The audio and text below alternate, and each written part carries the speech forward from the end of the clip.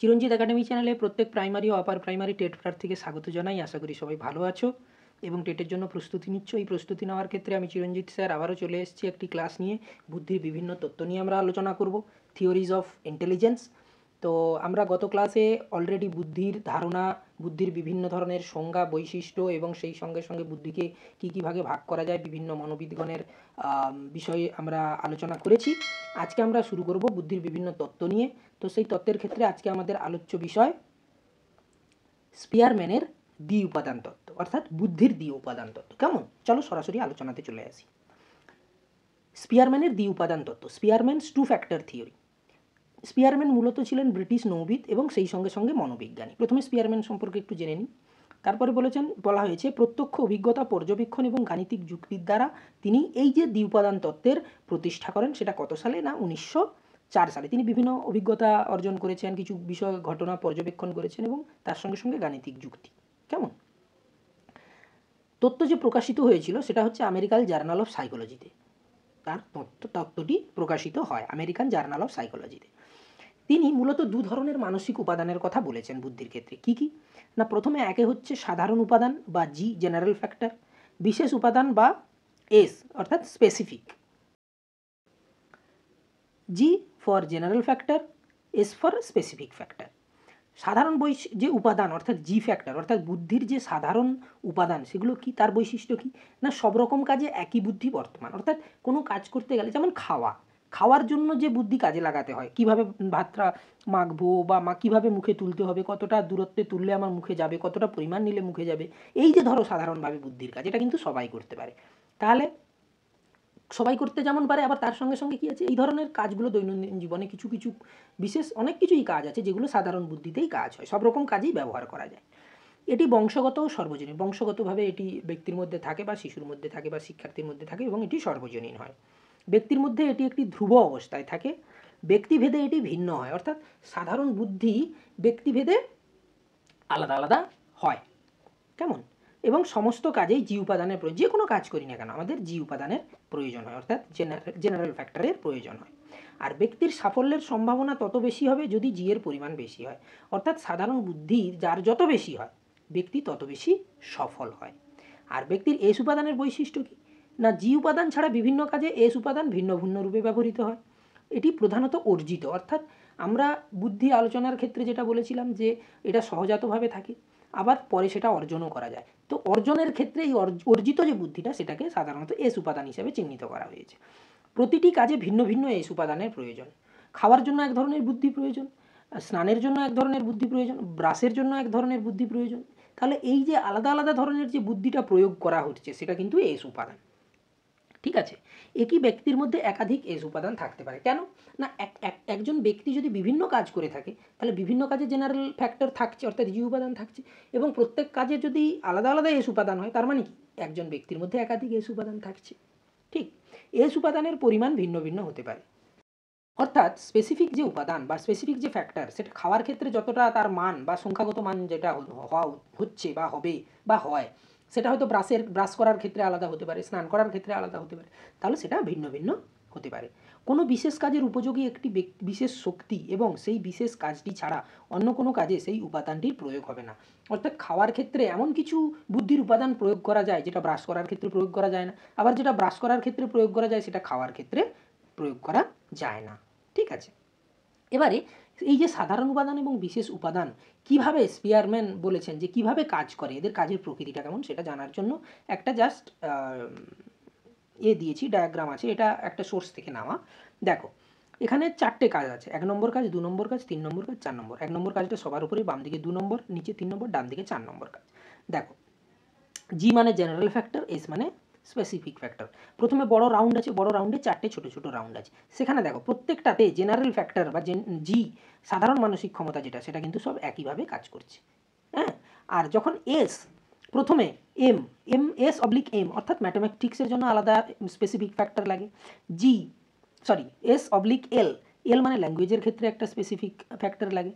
W অর্থাৎ রাইটিংয়ের ক্ষেত্রে একটা লাগে এবং রিডিংয়ের ক্ষেত্রে একটা লাগে। তাহলে এখানে special ability to mathematics, special ability to language, special ability of writing এবং স্পেশাল এবিলিটি অফ রিডিং, এইভাবে কি কাজ করে যে জি এবং এস কাজ করে। জিগুলো সব কাজের ক্ষেত্রেই লাগে এবং এসটা কিন্তু আলাদা আলাদা আলাদা আলাদাভাবে প্রয়োগ এর লক্ষ্য করা যায়। এই ডায়াগ্রামের মাধ্যমে কিন্তু সেটা স্পষ্ট বোঝা যাচ্ছে। ঠিক আছে, এবারে আমরা চলে আসি থর্নডাইকের বহু উপাদান তত্ত্ব নিয়ে। বলা হচ্ছে থর্নডাইকের বহু উপাদান তত্ত্ব। সিডিপিতে কিন্তু এই বুদ্ধির উপাদান তত্ত্বের ক্ষেত্রে টার্মগুলো বিশেষভাবে মনে রাখতে হবে, কারণ স্তম্ভ মেলান মানে মিলিয়ে দেওয়ার জন্য এটা বিশেষভাবে গুরুত্বপূর্ণ। স্তম্ভ মেলানো যেটা দিয়ে দেবে, দেখা যাবে যে থর্নডাইক এই তত্ত্ব, স্পিয়ারম্যান এই তত্ত্ব, গিল্ডফোর্ড এই তত্ত্ব, থার্নস্টোন এই তত্ত্ব, এইভাবে দিয়ে দেবে, ওটা মিলিয়ে দেখতে হবে। কিন্তু এই টার্মগুলো খুব গুরুত্বপূর্ণ। কোনটাকে বলা হচ্ছে বহু উপাদান তত্ত্ব, কোনটাকে বলা হচ্ছে দ্বি উপাদান তত্ত্ব, কোনটাকে বলা হচ্ছে দলগত উপাদান তত্ত্ব, কোনটাকে বলা হচ্ছে প্রাইমারি মেন্টাল এবিলিটিস, কোনটাকে বলা হচ্ছে ট্রাই ডাইমেনশনাল থিওরি বা এসওআই মডেল। হ্যাঁ, কার সঙ্গে কোনটা জড়িয়ে আছে সেইটা খুব সূক্ষ্মভাবে তোমাদেরকে মনে রাখতে হবে। আমি দিয়ে দেওয়ার চেষ্টা করব এর মধ্যেই, ওটা তোমরা একটা নির্দিষ্ট ছক বানিয়ে নিজেরা স্তম্ভ বানিয়ে ওটা বানিয়ে নেবে। ঠিক আছে, প্রত্যেকটা তত্ত্ব যখন আমরা আলোচনা করব তখনই পার্টিকুলার টার্মগুলো ওখানেই বলে দেবো আমি, কেমন? তো দেখো, থর্নডাইক আমরা আগেও জেনে এসেছি, পুরো নাম হচ্ছে ইএল থর্নডাইক। ইনার যে উপাদান তত্ত্ব, বহু উপাদান তত্ত্ব, ইনি এই উপাদান তত্ত্বকে আবার বুদ্ধির পারমাণবিক তত্ত্বও বলেছেন, যেটাকে ইংরেজিতে বলা হয় automatic theory of intelligence. Automatic theory of intelligence, এই যে বলা হচ্ছে বুদ্ধির পারমাণবিক তত্ত্ব। ঠিক আছে, এটা টার্মটাও মানে কাছে লিখে দেবে। বহু উপাদান তত্ত্ব বাংলাতে লিখলে, মাল্টিপল ফ্যাক্টর থিওরি ব্র্যাকেটে ইংরেজিতে লিখলে, বুদ্ধির পারমাণবিক তত্ত্ব বাংলায় লিখলে থর্নডাইকের কাছে অটোমেটিক থিওরি অফ ইন্টেলিজেন্স ব্র্যাকেটে ইংলিশে লিখে দেবে, কেমন? এটা হচ্ছে তার তত্ত্বের নাম, মানে তিনি এটাকে নিজেই বলেছেন যে বুদ্ধির পারমাণবিক তত্ত্ব।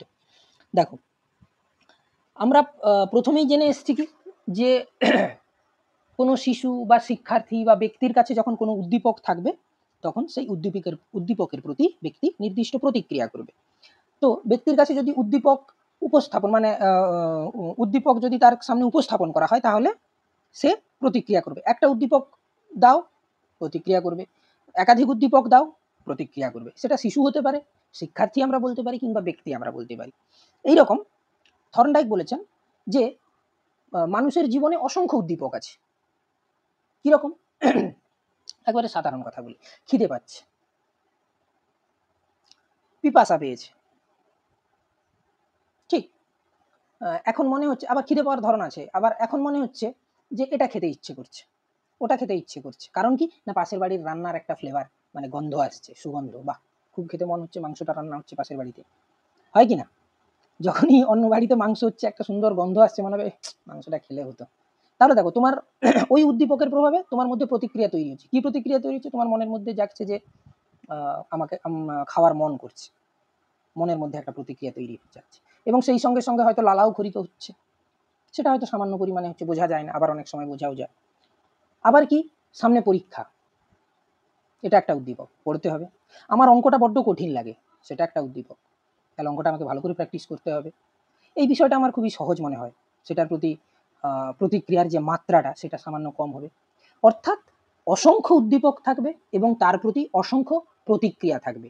এই অসংখ্য উদ্দীপকের সঙ্গে অসংখ্য প্রতিক্রিয়ার যে বন্ধন, সেটাকেই তিনি বলেছেন বুদ্ধি। ঠিক আছে, অর্থাৎ এখানে তিনি মূলত স্নায়ুতন্ত্রের বিষয়টাকে গুরুত্ব দিতে চেয়েছেন, এবং তিনি আরও একটা বিষয় বলেছেন যে সাধারণ বুদ্ধি বলে কিছু নেই, যেটা স্পিয়ারম্যান বলে গেছেন যে সাধারণ বুদ্ধি বলে কিছু নেই। সাধারণ বুদ্ধি প্রত্যেকে সব রকম কাজে ব্যবহার করতে পারে, কিন্তু থর্নডাইক এর উল্টো বলে গেছেন। কি বলেছেন? যে না, সাধারণ বুদ্ধি বলে কিছু হয় না। ঠিক আছে, আচ্ছা, তারপরে বাক্যটা কি এলো না, বলা হচ্ছে যে নির্দিষ্ট উদ্দীপকের ক্ষেত্রে নির্দিষ্ট প্রতিক্রিয়া থাকবে, তাহলে অসংখ্য উদ্দীপকের প্রতি অসংখ্য প্রতিক্রিয়া থাকবে।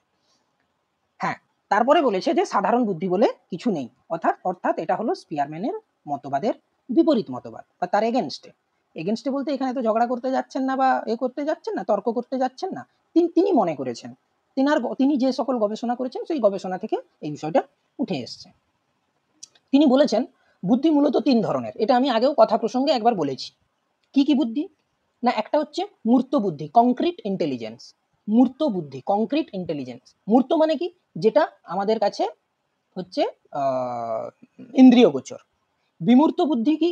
অ্যাবস্ট্রাক্ট ইন্টেলিজেন্স, যেটা আমাদের কল্পনার বিষয়। আরেকটা কি সামাজিক বুদ্ধি, সোশ্যাল ইন্টেলিজেন্স, অর্থাৎ সমাজে মানিয়ে চলতে গেলে, সমাজের মতো করে গড়ে উঠতে গেলে, সমাজকে দিনের বদলের সঙ্গে সঙ্গে পরিবর্তন করতে হলে, কিংবা কোনো শিশুকে একেবারে সামাজিক করে তোলার জন্য যে সকল প্রতিক্রিয়া হবে সেটা হচ্ছে সামাজিক বুদ্ধি। কেমন? দেখো, মূর্ত বুদ্ধিতে বলা হচ্ছে যে হাতে কলমে কাজের ক্ষেত্রে মূলত প্রয়োজন হয় মূর্ত বুদ্ধির। কারণ কি না, ইন্দ্রিয় গোচর।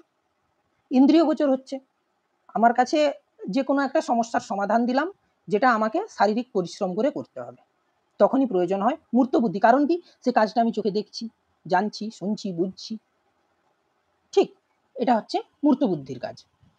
বিমূর্ত বুদ্ধির কিরকম না, ভাষার ব্যবহার। আমি কল্পনা করে চিন্তা করে ভাষার ব্যবহার করছি। একটা প্রশ্ন আমাকে একজন শিক্ষক মহাশয় করলেন, সেই প্রশ্নের উত্তর আমি কিভাবে দেব? উল্টোপাল্টা ভাবে তো দিয়ে দিতে পারবো না। একটা প্রশ্নের জন্য নির্দিষ্টভাবে শব্দকে সুসজ্জিতভাবে একসঙ্গে বসিয়ে সম্পূর্ণভাবে ভাবটাকে প্রকাশ করতে হবে। দেখো, এর সঙ্গে কিন্তু ব্যাকরণ জড়িয়ে গেল, সেই বাক্যের সংজ্ঞা চলে এলো মানে সেইভাবে ভাবতে গেলে। তাহলে দেখো, আমরা যে কথায় কথায় বলে থাকি যে শিক্ষা ব্যবস্থাতে প্রত্যেকটা ডিসিপ্লিন, এখন যে সিস্টেমটা মাল্টি ডিসিপ্লিনারি, অর্থাৎ একটার সঙ্গে একটা বিষয় অঙ্গাঙ্গিভাবে জড়িত। যে বিষয়টা বহু আগে গান্ধীজি, মহাত্মা গান্ধী আমাদের বলে গেছিলেন, শিক্ষাবিদ গান্ধীজি, অনুবন্ধের নীতি, মানে একটার সঙ্গে একটা কানেক্ট করা। ঠিক, দেখো সেটাই চলে এলো। যখনই আমি ভাষার ব্যবহারের ব্যাখ্যাটা করতে গেলাম, সঙ্গে সঙ্গে চলে এলো ব্যাকরণের প্রসঙ্গ। যে কোনো ল্যাঙ্গুয়েজের ব্যাকরণ হতে পারে।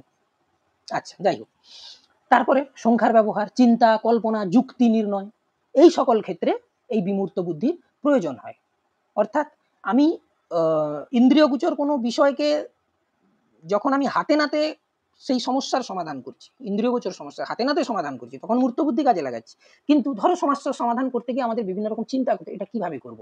আচ্ছা, এটা করতে গেলে তার একটা পরিকল্পনা হচ্ছে, পরিকল্পনা তারপরে আসছে আচ্ছা কোন স্টেপে করতে হবে। এই যে প্রথমে যে আমাদের মধ্যে যে চিন্তা চলে আসছে, বা ধরো কোনো একটা তর্ক সভাতে একটা যুক্তি দেখানো হচ্ছে, বা কোনো একটা তত্ত্ব তুলে দেওয়া হলো, এর পেছনে তুমি কি যুক্তি দেখাবে, সেই সকল ক্ষেত্রে এই বিমূর্ত বুদ্ধি আমাদের কাজে লাগে, অ্যাবস্ট্রাক্ট ইন্টেলিজেন্স। সামাজিক বুদ্ধি কি না, দৈনন্দিন জীবনে সকলের সঙ্গে মিলেমিশে কাজ করার ক্ষেত্রে এই বুদ্ধির প্রয়োজন। দৈনন্দিন জীবনে সকলের সঙ্গে মিলেমিশে থাকা, তাহলে সকলের সঙ্গে মিলেমিশে থাকা মানে কি, সমাজ চলে এলো। সমাজের যা নীতি আছে মেনে চলতে হবে। আচ্ছা, সমাজের এই নীতিটার পরিমার্জন প্রয়োজন আছে, কারণ দিনের বদল ঘটেছে। তাহলে সেখানে সামাজিক বুদ্ধি কাজে লাগিয়ে ব্যক্তি সেই নীতির পরিমার্জন করবেন, পরিবর্তন করবেন না, পরিমার্জন করবেন, প্রয়োজনে পরিবর্তনও করতে পারেন। কারণ কি না, সমাজটাকে আবার কি বলে, সমকালীন যুগের পরিবর্তনের সঙ্গে সঙ্গে সমাজটাকেও পরিবর্তন করতে হবে। সেক্ষেত্রে তিনি বুদ্ধি খাটিয়ে, কোনো ব্যক্তি বুদ্ধি খাটিয়ে কি করবেন না, এই নীতিটা একটু এইভাবে মডিফাই করলে কি হবে না, আমাদের সমাজের ক্ষেত্রে সেটা কল্যাণকর হবে। অবশ্যই সেটা কল্যাণকর হতে হবে, ইতিবাচক হবে, নেতিবাচক যেন না হয়। ঠিক আছে, তো সেই সকল ক্ষেত্রে ব্যক্তি যে বুদ্ধি প্রয়োগ করেন তাকে বলা হচ্ছে সামাজিক বুদ্ধি। এই তিনটে বুদ্ধি থর্নডাইক মূলত বলে গেছেন। এবারে আমরা আসি থর্নডাইকের উল্লিখিত বুদ্ধির গুণাবলী। অর্থাৎ বুদ্ধির কিছু গুণ আছে, সেই গুণগুলো কি কি। দেখো, প্রথমে আসছে স্তর বা লেভেল। তিনি বলেছেন প্রথম গুণ হলো, চারটি ধর্ম বলতে চেয়েছেন তিনি, যে প্রথম ধর্ম হলো স্তর বা লেভেল। স্তর বা লেভেলটা কি? আচ্ছা, তার আগে আমি পয়েন্টগুলো দিয়ে দিয়েছি আগে। আচ্ছা, দ্বিতীয় হচ্ছে বিস্তৃতি, তৃতীয় হচ্ছে ক্ষেত্র, এরিয়া, চতুর্থ হচ্ছে দ্রুততা, স্পিড। তাহলে স্তর, বিস্তৃতি, ক্ষেত্র, দ্রুততা। কিরকম প্রশ্ন আসবে এখান থেকে, প্রশ্নের ধরনগুলো বলে দিই, যখন যেরকম মাথায় আসছে সেভাবে আমি ব্যাখ্যা করে দিই। বলে দিল যে থর্নডাইকের বুদ্ধির গুণাবলীগুলি হলো, বা থর্নডাইকের বুদ্ধির ধর্মগুলি হলো, দিয়ে 1 2 3 4 5 6 পর্যন্ত 4 রকম বৈশিষ্ট্য দিয়ে দিল, বা 6টা গুণ দিয়ে দিল। তার মধ্য থেকে এবারে অপশন দিয়ে দেবে 1 2 3 4, 1 3 4 5 এরকম করে দিয়ে চারটে অপশন দিয়ে দেবে, যেখানে হয়তো স্তর, বিস্তৃতি, ক্ষেত্র, দ্রুততা এইটা থাকবে। তাহলে সেইভাবে তোমাকে মনে রাখতে হবে। কেমন? বা আবার এরকম প্রশ্ন দিতে পারে, স্তরের মধ্যে যে ব্যাখ্যাটা আছে সেই ব্যাখ্যাটা বলে দিয়ে বলতে পারে যে উল্লিখিত থর্নডাইকের উল্লিখিত বুদ্ধির গুণাবলীর মধ্যে এটি কোন ধর্মের অন্তর্গত। তাহলে সেই ধর্মগুলো আমরা এবারে জেনে নিই কি কি। স্তরের ক্ষেত্রে তিনি কি বলেছেন না, প্রত্যেকটা কাজের একটা লেভেল আছে। আমরা ছোটবেলায় যে ধরনের সমস্যার সমাধান করেছি, যখন আমরা বড় হয়েছি, উঁচু ক্লাসে উঠেছি, হায়ার ক্লাস, সেই সমস্যা একটু জটিল করা হয়েছে। আবার যখন হায়ার ক্লাসে উঠেছি সেটা আরো জটিল করে দেওয়া হয়েছে, আরো হায়ার ক্লাসে উঠেছি আরো জটিল করে দেওয়া হয়েছে। উদাহরণ কি? আমরা প্রথমে যোগ বিয়োগ গুণ ভাগ শিখেছি, প্রথমে যোগ শিখেছি, যোগ শেখার পরে আমরা গুণ শিখবো, কারণ কি গুণ করতে গেলে আমাদের যোগটা প্রয়োজন হয়। তাহলে সেখানে গুণ শিখতে গিয়ে আমরা দুটো কাজে লাগাচ্ছি। একইভাবে যখন বিয়োগ শিখছি প্রথমে, তখন একটা জিনিসই শিখছি, আবার যখন ভাগ করছি তখন বিয়োগ করতে হয়, সামান্য একটু জটিলতার বাড়িয়ে দেওয়া হলো, মাত্রাটাকে একটু বাড়িয়ে দেওয়া হলো। তারপরে কি হচ্ছে, সরল করা দিয়ে দেওয়া হলো, যোগ বিয়োগ গুণ ভাগ একসঙ্গে করতে হচ্ছে, এবং সেখানে কার কাজটা আগে হবে। একটা সূত্র আছে তোমরা জানো, বদমাস, BODMAS, বন্ধনী অফ, এইভাবে যে এটা আর কি, প্রথমে বন্ধনীর কাজ, তারপরে এর কাজ, তারপরে গুণের কাজ, সরি BOD ডিভাইডেশনের কাজ অর্থাৎ ভাগের কাজ, তারপরে মাল্টিপ্লিকেশন মাল্টিপ্লাই করা মানে গুণের কাজ, তারপরে অ্যাডিশন সাবস্ট্রাকশন, বদমাস। তাহলে দেখো, প্রথমে যোগ শিখলাম, তারপরে গুণ শিখলাম, তারপরে সরল করা শিখলাম, তারপরে কথার অঙ্ক দিয়ে দেওয়া হলো। কথার অঙ্ক দিয়ে দিয়ে কি হলো না, এটাকে তুমি সরল করাতে আগে রূপান্তরিত করো, তারপরে তুমি সমাধান করো। তাহলে পরপর জটিলতার মাত্রা বাড়িয়ে দেওয়া হচ্ছে, একটা স্তরের পরে আরেকটা স্তরে যখন শিক্ষার্থী বা শিশু বা ব্যক্তি যখন পড়ছে, এটা তো গণিতের ক্ষেত্রে হলো, যে কোনো কাজের ক্ষেত্রে, দৈনন্দিন জীবনের যে কোনো কাজের ক্ষেত্রে জটিলতার মাত্রা নির্দিষ্ট স্তর অনুযায়ী বাড়তে থাকে, স্তর যত উপর দিকে যাবে জটিলতার মাত্রা যাবে। তাহলে সেটাকেই বলা হচ্ছে যে সমাধানযোগ্য হবে, অবশ্যই সেই সমস্যাটা সমাধানযোগ্য হবে। সমাধানযোগ্য কাজের জটিলতার মাত্রা, স্তরটা হচ্ছে এই বিষয়টা। এখানে কি হয় না, থর্নডাইক বলেছেন মাত্রাটা কি, স্তরটা তো আমরা জেনে নিলাম, মাত্রাটা এবারে কি বলা হচ্ছে না, কাঠিন্যের যে মানটা, যোগটা যোগ করতে গেলে যতটা মানে বুদ্ধি দিতে হবে, গুণটা করতে গেলে তার থেকে একটু বেশি বুদ্ধি দিতে হবে, সরল করাটা হলে কি সেটাকে আরেকটু কঠিন করে দেওয়া হলো, আরো বেশি বুদ্ধি প্রয়োগ করতে হবে, কথার অঙ্ক দিয়ে দেওয়া হলো সেটাকে সরল করায় পরিণত করতে হবে, তারপরে কোনটার পর কোনটা কাজ হয় দিয়ে যোগ বিয়োগ গুণ, মানে কি আবার একটু তার কাঠিন্যতার মাত্রা বাড়িয়ে দেওয়া হলো, জটিলতার মাত্রা বাড়িয়ে দেওয়া হলো, এবং প্রত্যেকটা সমাধানযোগ্য। অর্থাৎ মাত্রাটা কি হচ্ছে না, প্রত্যেকটা স্টেপে স্টেপে কাঠিন্যের মানটাকে বাড়িয়ে দেওয়া হচ্ছে। এক্ষেত্রে কি হয় না, কাঠিন্যের মাত্রা অনুযায়ী সজ্জিত করা হয় সমস্যাগুলিকে বা কাজগুলিকে। আমাদের যে সিলেবাস তৈরি করা হয় সেটাও কাঠিন্যতার মাত্রা অনুযায়ী, পাঠ্যক্রম কারিকুলাম যেটা গঠন করা হয় সেটাও কাঠিন্যতার মাত্রা অনুযায়ী। এইখানে তোমাদের প্রশ্নটা এইভাবে দিতে পারে যে আমাদের বা ধরো বললো যে প্রাথমিক শিক্ষা ব্যবস্থায় পাঠ্যক্রম যে গঠন করা হয় সেখানে কাঠিন্যের মাত্রাকে অনুসরণ করা হয়, ব্যাস এটা হচ্ছে তোমার ব্যাখ্যাটা হয়ে গেল। এবারে বলবে এটি থর্নডাইকের উল্লিখিত বুদ্ধির গুণাবলীর মধ্যে কোন কোন ধর্মের অন্তর্গত, তখন তোমাদেরকে বলতে হবে স্তর বা লেভেলের অন্তর্গত। বুঝতে পারলে রেসপন্স করো। আচ্ছা, এবারে চলে আসি আমরা বিস্তৃত। বলা হচ্ছে একটা নির্দিষ্ট বয়সে ধরো একজন শিক্ষার্থী পরপর কাঠিন্যতার মাত্রা অনুযায়ী তাকে বিভিন্ন অঙ্ক দিয়ে দেওয়া হয়েছে, তাকে সলভ করতে বলা হচ্ছে। একই অঙ্ক ধরো 10টা অঙ্ক কাঠিন্যতার মাত্রা অনুযায়ী সাজিয়ে দেওয়া হয়েছে, 5 জন শিক্ষার্থীকে দেওয়া হয়েছে, ঠিক।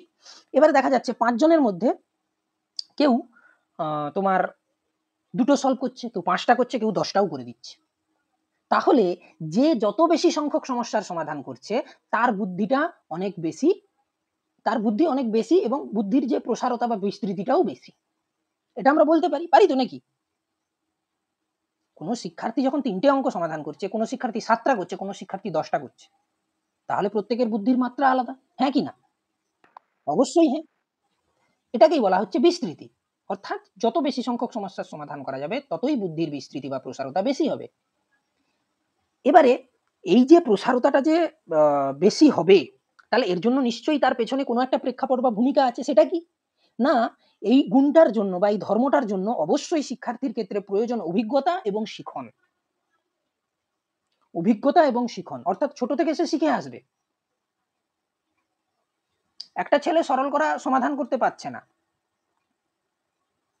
তার বুদ্ধি বেশি, নাকি যে কথার অঙ্কটাকে সরল করাতে পরিণত করে সমাধান করছে তার বুদ্ধি বেশি? অবশ্যই দ্বিতীয় জনের বুদ্ধি বেশি। তাহলে তার পূর্বের অভিজ্ঞতাটা কিভাবে গঠিত হয়ে এসছে, তার গঠনটা কিভাবে হয়ে এসছে, এবং তার সঙ্গে সঙ্গে তার শিখনটা কিভাবে সম্পন্ন হচ্ছে। এক্ষেত্রে কিন্তু শিক্ষক মহাশয়ের ভূমিকা, সেটা শিক্ষক মহাশয় প্রথাগত শিক্ষায় বিদ্যালয়ের শিক্ষক হতে পারেন, বাড়িতে অভিভাবক হতে পারেন, ওনার দেওয়া শিক্ষণের উপর নির্ভর করে উনি কিভাবে অভিজ্ঞতাটা শিক্ষার্থীর সামনে তুলে ধরছেন। যে কোনো অভিজ্ঞতা শিক্ষার্থীর সামনে তুলে ধরতে হবে, উপস্থাপন করতে হবে, তবেই না তার অভিজ্ঞতা তৈরি হবে এবং সেই সঙ্গে সঙ্গে শিখন হবে তার। ঠিক আছে, এটা হচ্ছে বিস্তৃতি। ক্ষেত্রের কথা কি বলা হচ্ছে না, নির্দিষ্ট স্তরে ব্যক্তির বিভিন্ন পরিস্থিতির সমস্যার সমন্বয়কে তিনি ক্ষেত্র হিসাবে অভিহিত করেছেন। অর্থাৎ কোন পরিস্থিতিতে বা কোন ক্ষেত্রে সমস্যার সমাধান করা হচ্ছে এবং সমস্যাগুলো কিভাবে সমন্বিত। যখন একটা কথার অঙ্ক দিয়ে দেওয়া হচ্ছে তখন একজন শিক্ষার্থী সেটাকে প্রথমে সরল করাতে পরিণত করছে, তারপরে দেখছে কোন কাজটা আগে করতে হবে, তারপরে স্টেপ বাই স্টেপ কাজগুলো করছে। তাহলে এতগুলো কাজ তাকে করে আসতে হচ্ছে, এতগুলো সমস্যার সমন্বয় করে শিক্ষার্থী অঙ্কের উত্তরটা বের করবে বা সমস্যাটার সমাধান করে তার উত্তরটা বের করবে। এটা হচ্ছে ক্ষেত্র। যদি ব্যক্তির ক্ষেত্রে বলি, একবারে সিম্পল, ধরো পরীক্ষার জন্য, নিয়োগ পরীক্ষার জন্য যে টেস্ট নেওয়া হয়, কম্পিটিটিভ এক্সাম, সেম জিনিস। কোন বিষয়ের উপর শূন্য পদ আছে সেই বিষয় অনুযায়ী তাকে সমস্যা দেওয়া হবে। টিচারের জন্য আলাদা সিলেবাস, জেনারেল কম্পিটিশন এক্সামের জন্য আলাদা সিলেবাস, ডব্লিউবিসিএস এর সিলেবাসের ধরন আলাদা। তাহলে এটাই হচ্ছে ক্ষেত্র, বিভিন্ন সমস্যার সমন্বয় এবং সেটা বিভিন্ন স্তরে, কোন স্তরে কি ধরনের সমস্যা দেওয়া হবে সেটাকে তিনি ক্ষেত্র হিসাবে বিবেচনা করেছেন। আরেকটা কি না, দ্রুততা, অর্থাৎ সমস্যাটা কত দ্রুততার সঙ্গে ব্যক্তি বা শিক্ষার্থী সমাধান করতে পারছে। বুঝতে পারলে এই চারটে যে ধর্ম। কোনো প্রশ্ন থাকলে অবশ্যই আমাকে বলবে, আমি এটা একটু শেষ করে দিই আমি তোমাদের প্রশ্নের কাছে যাচ্ছি। যদি সেরকম মনে হয় কিছু একটা নোট ডাউন করে লিখে রেখে দেবে যে এই জায়গাটা একটু এরকম। ঠিক, এই মোটামুটি আমাদের কি বলবো, থর্নডাইকের বুদ্ধির উপাদান তত্ত্ব। ঠিক আছে, বহু উপাদান তত্ত্ব বা মাল্টিপল ফ্যাক্টর থিওরি, একে আবার বলা হয় পারমাণবিক তত্ত্ব বা অটোমেটিক থিওরি। যেখানে কি বলা হলো, আরো একবার রিভাইজ করে দিই, একবারে চট জলদি রিভাইজ করে দিই। না, তিনি বলেছেন যে অসংখ্য উদ্দীপকের সঙ্গে অসংখ্য প্রতিক্রিয়ার যে বন্ধন, সেটাকেই তিনি বুদ্ধি হিসাবে বিবেচনা করেছেন। কারণ কি না, নির্দিষ্ট উদ্দীপকের ক্ষেত্রে ব্যক্তি নির্দিষ্ট প্রতিক্রিয়া করে, যখন যোগ করতে হয় শিক্ষার্থী সেখানে যোগই করে, বিয়োগ করে না। সেই প্রতিক্রিয়াটা করলে তার সঠিক এটা বেরিয়ে আসে, প্রোডাক্টটা বেরিয়ে আসে বা উত্তরটা বেরিয়ে আসে। তিনি মূলত 3 ধরনের বুদ্ধির কথা বলেছেন, মূর্ত বুদ্ধি, বিমূর্ত বুদ্ধি, সামাজিক বুদ্ধি। মূর্ত বুদ্ধিটা হাতে কলমে কাজের ক্ষেত্রে লাগে, বিমূর্ত বুদ্ধিটা ভাষা, সংখ্যা, চিন্তা, কল্পনা, যুক্তি এইসবের ক্ষেত্রে প্রয়োজন, আর সামাজিক বুদ্ধিটা দৈনন্দিন জীবনে সকলের সঙ্গে মিলেমিশে থাকার জন্য যে বুদ্ধির প্রয়োজন হয়। তারপরে তিনি বলেছেন কি না, বুদ্ধির 4টে গুণ আছে, একটা স্তর, লেভেল, বিস্তৃতি বা রেঞ্জ, ক্ষেত্র বা এরিয়া, দ্রুততা বা স্পিড। স্তরে কি বলেছেন, যে এখানে একটা সমস্যা সমাধানযোগ্য কাজের জটিলতার মাত্রা থাকবে এবং সেটা অবশ্যই সমাধানযোগ্য হবে এবং সেটাকে কাঠিন্যের মান অনুযায়ী সাজিয়ে দেওয়া হয়, প্রথমে সহজ, তারপরে একটু কঠিন, তারপরে আরেকটু কঠিন, তারপরে আরেকটু কঠিন। এইভাবেই আমাদের পাঠ্যক্রম তৈরি করা হয় বা সিলেবাসও সেইভাবে তৈরি করা হয়। দ্বিতীয় কি না, বিস্তৃতি, যত বেশি সংখ্যক সমস্যার সমাধান করবে ততই ব্যক্তির বুদ্ধি বা বুদ্ধির বিস্তৃতি বা প্রসারতা বেশি। তাহলে এর জন্য কি প্রয়োজন, মূলত অভিজ্ঞতা ও শিখন, যেটা কোত্থেকে তৈরি হবে, যার মূল উপাদান হচ্ছে শিক্ষক। সে হতে পারে প্রথাগত শিক্ষার বিদ্যালয়ের শিক্ষক, অপ্রথাগত শিক্ষায় সমাজের কোনো ব্যক্তি বা নিজের পরিবারের অভিভাবক। ক্ষেত্র কি না, বিভিন্ন সমস্যার সমাধান, সমন্বয়, সমাধান নয়, বিভিন্ন সমস্যার সমন্বয় নির্দিষ্ট স্তরে বিভিন্ন পরিস্থিতিতে, সেটাকে বলা হচ্ছে ক্ষেত্র। আর দ্রুততা কি না, কত তাড়াতাড়ি বা কত দ্রুততার সঙ্গে সমস্যার সমাধান করছে শিক্ষার্থী। ঠিক, এটা হচ্ছে থর্নডাইকের বুদ্ধির ধর্ম।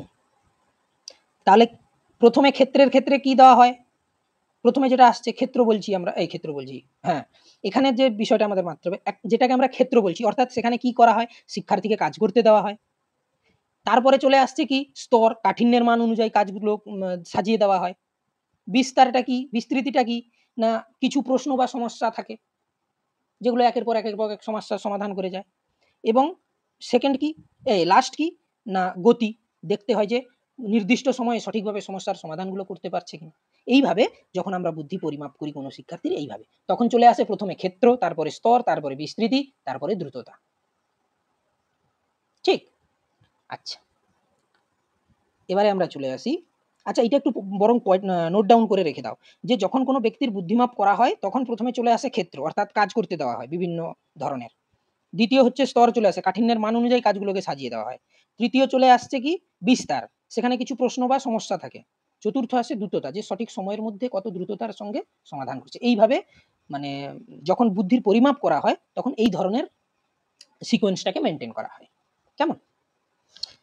নেক্সট, থার্স্টোনের বহু উপাদান তত্ত্ব। দেখো, সেখানেও আমরা পড়ে এসেছি কি না থর্নডাইকের বহু উপাদান তত্ত্ব। আবার এখানে বলা হচ্ছে থার্স্টোনের বহু উপাদান তত্ত্ব। সেখানে পড়ে এসেছি মাল্টিপল ফ্যাক্টর থিওরি, এখানে হচ্ছে গ্রুপ ফ্যাক্টর থিওরি। এটাকে দলগত উপাদান তত্ত্ব বলাই বাঞ্ছনীয়। গ্রুপ মানে দল, এটাকে দলগত উপাদান তত্ত্ব বলাই বাঞ্ছনীয়। ঠিক আছে। থার্নস্টোনের যে বহু উপাদান তত্ত্ব, এটা মূলত স্পিয়ারম্যানের দ্বি উপাদান তত্ত্ব এবং থর্নডাইকের বহু উপাদান তত্ত্বের মধ্যবর্তী এক ধরনের জ্ঞানমূলক কর্ম সম্পাদন নির্ভর মানসিক তত্ত্ব। অর্থাৎ স্পিয়ারম্যান যে ধারণা দিয়েছেন এবং থর্নডাইক যে ধারণা দিয়েছেন, এই দুটো ধারণার মধ্যবর্তী এক ধরনের ধারণা থার্স্টোন দিয়েছে। এনার তত্ত্ব আবার কি প্রাথমিক মানসিক ক্ষমতার তত্ত্ব হিসাবে পরিচিত, অর্থাৎ প্রাইমারি মেন্টাল এবিলিটিস। এটা পিএমএ শর্ট ফর্ম, পিএমএ এটা চলে আসে। যে পিএম এর ধারণা কে দিয়েছেন? প্রাইমারি মেন্টাল এবিলিটিস, বা পিএম এর ফুল ফর্ম দিয়ে দিতেই পারে পরীক্ষাতে, প্রাইমারি মেন্টাল এবিলিটিস। ঠিক। আবার একে দলগত উপাদান তত্ত্বও বলা হয়, গ্রুপ ফ্যাক্টর থিওরি। বহু উপাদান তত্ত্ব বলছি, কিন্তু এই বহু জায়গায় দলগত উপাদানটাই মাথায় রাখবে সবসময়, ঠিক আছে, নাহলে গুলিয়ে যাবে থর্নডাইকের সঙ্গে। থার্স্টোন বলেছেন, থার্স্টোন না মূলত মানে স্পিয়ারম্যান যেমন বলেছেন যে দুটি উপাদান নিয়ে গঠিত, কেউ বলছেন দুইয়ের বেশি উপাদান নিয়ে গঠিত। এইভাবে তিনি পার্টিকুলার সংখ্যা নির্ভর বিষয়টার উপরে গুরুত্ব দেননি। তিনি টোটালি মনে হয় প্রায় 60 মানে 60 এই ধরনের কিছু ইয়ে করেছিলেন, টেস্ট করেছিলেন। তার সাহায্যে প্রমাণ করেছেন যে মানুষের মধ্যে বা ব্যক্তির মধ্যে না, এটা আরো সঠিকভাবে বললে আমরা বলতে পারি বুদ্ধির মধ্যে 7টা বিশেষ মৌলিক ক্ষমতা আছে। 7টি, 7, এটা বুদ্ধির মধ্যে। হ্যাঁ, এটা বলাই বাঞ্ছনীয়। বুদ্ধির মধ্যে 7টা মৌলিক ক্ষমতা আছে, সেগুলো কি কি সেইটাই আমরা জানবো। এটা একবারে ছোট তত্ত্ব একটা, কিন্তু এর ব্যাখ্যা অনেক বড়।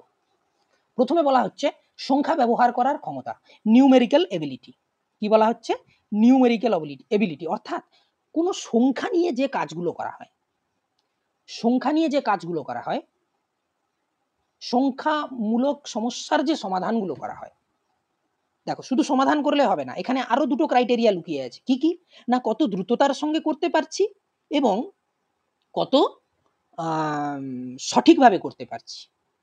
তাহলে এখানে দুটো বিষয় আছে, সংখ্যা নির্ভর কাজ কত দ্রুততার সঙ্গে করছি এবং কত সঠিকভাবে করতে পারছি, সেটাই বলা হচ্ছে সংখ্যা ব্যবহার করার ক্ষমতা, নিউমেরিক্যাল এবিলিটি। ঠিক, সংক্ষেপে এটা এন, ওই জন্য এনটাকে আমি হাইলাইট করে রেখেছি। দ্বিতীয় হচ্ছে বাচনিক ক্ষমতা, অর্থাৎ ভার্বাল এবিলিটি। ভার্বাল এবিলিটিটা কি না, ভাষা ব্যবহার করার ক্ষমতা। দেখো, সকলেই সুবক্তা কিন্তু হন না। ক্লাসের 10টা ছেলেকে যদি একটা টপিকের উপর বক্তব্য দিতে বলা হয়, তাৎক্ষণিক বক্তৃতার যদি কোনো আয়োজন করা হয়, সেখানে তাহলে ফার্স্ট সেকেন্ড থার্ড কেন আসে? বাচনিক ক্ষমতা, কোন শব্দটা চয়ন করবে, কোন যুক্তিটা ব্যবহার করবে, কি ধরনের বাক্য ব্যবহার করবে, এই যে ক্ষমতা, এটা হচ্ছে বাচনিক ক্ষমতা। নেক্সট কি, স্থান প্রত্যক্ষণের ক্ষমতা, অর্থাৎ যেটাকে বলা হয় স্পেশিয়াল এবিলিটি বা স্পেশিয়াল, এইভাবে যা বলতে পারো, স্পেশিয়াল এবিলিটি বা এস, শর্ট ফর্ম এস বলা হয়। স্থানগত সম্পর্কের ক্ষমতা। একটা কিছু আওয়াজ হলো, 1 মিনিট একটু দেখি, রেকর্ডিং বন্ধ হয়ে গেল নাকি? 1 মিনিট একটু দেখে নি। হ্যাঁ, ইউ লস্ট ইউর কানেকশন বলছে।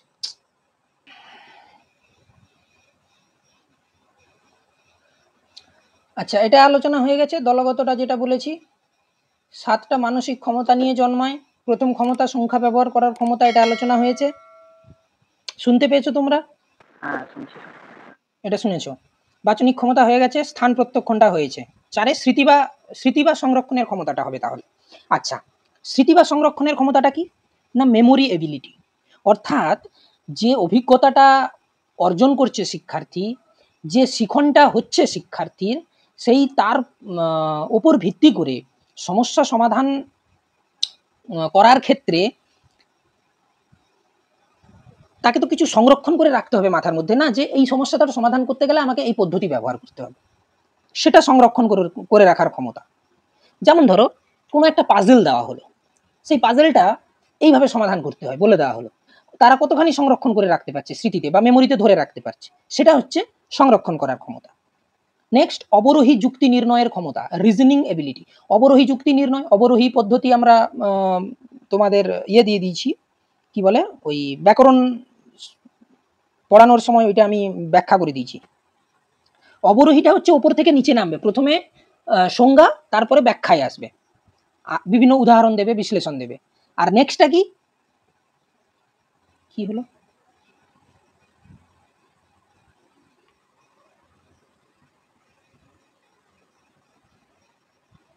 আচ্ছা এটা সাতটা ক্ষমতার কথা বলা হয়েছে, আরো দুটো তিনি পরে বলেছিলেন, আচ্ছা এটা আমি পরে বলছি।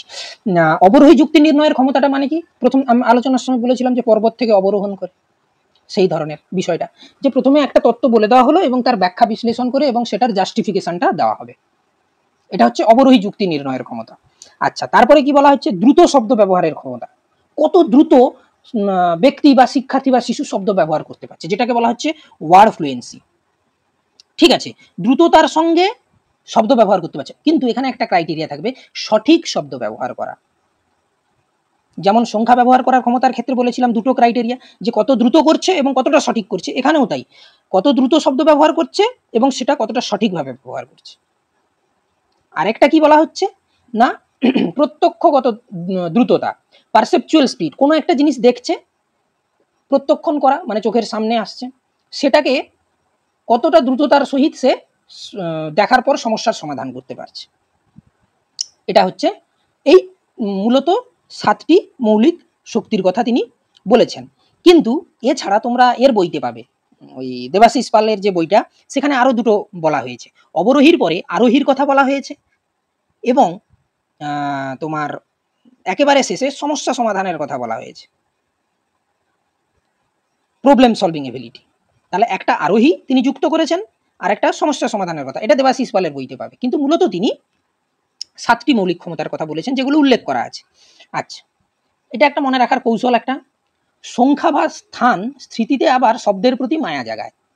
সংখ্যা বা স্থান স্মৃতিতে আবার শব্দের প্রতি মায়া জাগায়। দেখো, প্রথমে সংখ্যা বা মানে বাচনিক, স্থান মানে স্থান প্রত্যক্ষণ, স্মৃতিতে মানে স্মৃতি বা সংরক্ষণ, আবার মানে অবরোহী, শব্দের প্রতি মানে দ্রুত শব্দ ব্যবহারের ক্ষমতা, ক্ষমতা, আরেকটা কি প্রতি মায়া জাগায়, প্রো মানে প্রত্যক্ষগত দ্রুততা।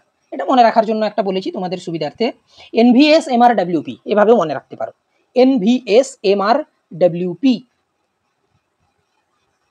এনভিএস এমআর ডাব্লিউপি এভাবেও মনে রাখতে পারো। আচ্ছা, এবারে দু একটা কথা বলে দিই থার্নস্টোনের সম্পর্কে।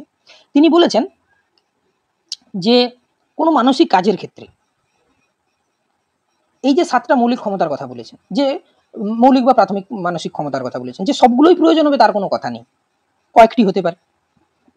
আবার যখন অন্য কোনো কাজ করতে যাচ্ছে তখন আবার অন্য কয়েকটা হতে পারে, মানে ধরো কোনো একটা কাজ করতে গেল 3টে কাজে লাগলো, আবার অন্য কাজ করতে গেল সেই 3টের মধ্যে থেকে 2টো লাগছে, আবার অন্য একটা, মোট 3টে আবার লাগলো, আবার কোনো কাজ করতে গেল 5টা লাগলো, সব উপরের 3টেও লাগলো, তার সঙ্গে সঙ্গে আরো 2টো লাগলো, মানে এইভাবে কাজগুলো হয়, একসাথেই সবগুলো কাজ হয় না।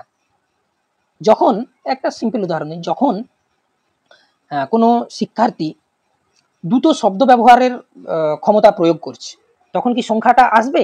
সচরাচর আসবে না। বা অঙ্কের সমাধান করছে, সেখানে কি বাচনিক ক্ষমতা আসবে? ভাষাগত দিক থেকে কতটা দক্ষ, কি সুন্দরভাবে ভাষা ব্যবহার করছে, কি সুন্দর শব্দ চয়ন করছে, কি সুন্দর সঠিক ভাষা ব্যবহার করছে, সেখানে দেখা হয় না। সেখানে দেখা হয় কি না, নিউমেরিক্যাল প্রবলেমটাকে সে কতটা নিখুঁতভাবে এবং দ্রুততার সঙ্গে সমস্যার সমাধানটা করতে পারছে। অর্থাৎ একটা কাজের জন্য কিছু প্রয়োজন, অন্য কাজের জন্য আবার কিছু প্রয়োজন হতে পারে। তাহলে আমরা যদি এভাবে বলি যে দুটো কাজের মধ্যে সম্পর্ক নির্ভর করে কতগুলি ক্ষমতা, মানে উভয় কাজের ক্ষেত্রেও ব্যবহৃত হয়। দুটো কাজের যখন সমস্যা সমাধান করছি তখন এরকমও হতে পারে যে ওখানে যে একটা ক্ষমতা কাজে লাগাচ্ছি এখানেও সেই ক্ষমতাটাও কাজে লাগছে, তার সঙ্গে অন্যান্য আরো 2-1টা করে বা 3টে করে লাগতে পারে, এটাও আমরা বলতে পারি। তো এটাই হচ্ছে মূলত থার্স্টোনের বহু উপাদান তত্ত্ব। ক্লিয়ার? কারো কোনো প্রশ্ন থাকলে আমাকে করতে পারো, যদি নোট ডাউন করে রেখেছো।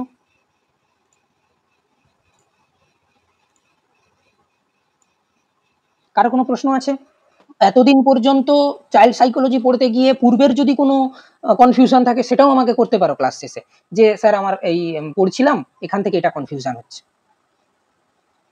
কনফিউশন যত তৈরি হবে তত তোমাদের কনসেপ্ট ক্লিয়ার হবে, কনফিউশন যদি তৈরি না হয় কনসেপ্ট ক্লিয়ার হবে না। আর কনসেপ্ট ক্লিয়ার না হলে ওই একটা কোশ্চেন মাথা ঘামিয়ে ঘামিয়ে উত্তর করে আসবে, তোমার মনে হবে এটা ঠিক কিন্তু অরিজিনালি অন্যটা ঠিক। আবার তোমার মনে হবে 4 নম্বরটা ঠিক, সব থেকে বেশি অ্যাপ্রোপ্রিয়েট। এখন তো কোশ্চেনের ধরন পাল্টে যাচ্ছে না, choose the most appropriate one. চারটেই ঠিক, চারটের মধ্যে তোমাকে একটা ঠিক, মানে তোমার মতে কোনটা গুরুত্বপূর্ণ। তুমি যদি সঠিক অ্যানালাইজ করতে পারো তোমার উত্তর ঠিক, নাহলে সঠিক অ্যানালাইজ না করতে পারলে উত্তর তুমি ঠিক দেবে কিন্তু পিছিয়ে পড়বে অন্যদের কাছ থেকে। কারণ যে সঠিকভাবে অ্যানালাইজ করে মোস্ট অ্যাপ্রোপ্রিয়েটটা দিতে পারবে তাহলে কি তার যুক্তি করার যে যুক্তিমূলক যেটা হচ্ছে তোমার বিমূর্ত, সেই ক্ষমতাটা তার বেশি। বুঝতে পারলে তো? তাহলে আজকে আমরা কি আলোচনা করলাম? স্পিয়ারম্যানের দ্বি উপাদান তত্ত্ব, থর্নডাইকের বহু উপাদান তত্ত্ব এবং সেই সঙ্গে সঙ্গে থার্স্টোনেরও বুদ্ধিতত্ত্ব আমরা আলোচনা করলাম। এই তিনটে তত্ত্ব আলোচনা করলাম। পরের ক্লাসে আমরা আবারও আলাদা বুদ্ধিতত্ত্ব নিয়ে আলোচনা করব। সেটা হলো যে গিলফোর্ডের এসওআই মডেল এবং স্টার্নবার্গের ত্রিস্তরীয় তত্ত্ব নিয়ে আমরা পরের ক্লাসে আলোচনা করব। তাহলে পরের ক্লাসে আবার দেখা হচ্ছে। ভালো থেকো, ভালোভাবে প্রিপারেশান নাও এবং ক্লাস ভালো লাগলে অবশ্যই বন্ধুদের মধ্যে শেয়ার করে দিও। সেই সঙ্গে সঙ্গে চ্যানেলটি সাবস্ক্রাইব করে পাশের বেল আইকনটিও প্রেস করে দিও পরবর্তী ক্লাসের আপডেটের নোটিফিকেশান দেখে। তাহলে আজ এই পর্যন্ত থাক, পরের ক্লাসে আবার দেখা হচ্ছে।